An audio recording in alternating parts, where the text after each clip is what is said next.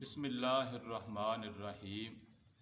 हातम ताई एक बहुत वड्डा सखी सी। एक दिन एक साथी ने उन्होंने पूछा भी तुसीं अज तक आपदे तो कोई वड्डा सखी भी वेख्या? उन्होंने कहा भी वेख्या।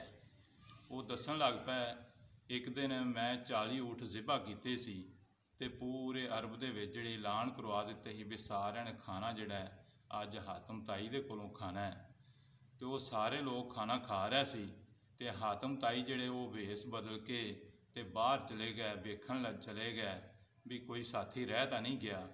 वो बाहर जंगल दे विच चले गए तो एक लकड़हारा अपनियां जिहड़ियां ना लकड़ियां कटदा सी पिया।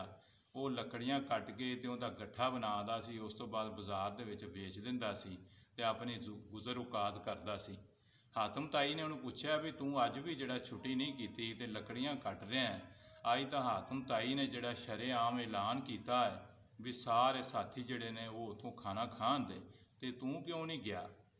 वो साथी ने बड़ा अच्छा जवाब दिता जिहड़ा सोने दे पानी दे नाल लिखण दे काबल है।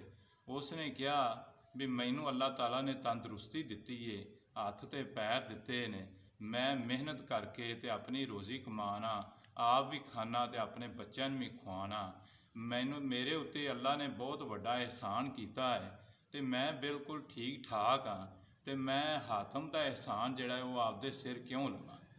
हातम ताई कहते ने भी मेरे दिल दे विच उस गल ने जिहड़ा बड़ी जगह लई ते अज तक मैनू वो गल याद है भी वो इन्ना खुददार बंदा सी भी जिहड़ा मेरे ऐलान करन दे बावजूद भी खाना खाण वास्ते नहीं सी आया ते अपने हथ नाल हलाल दी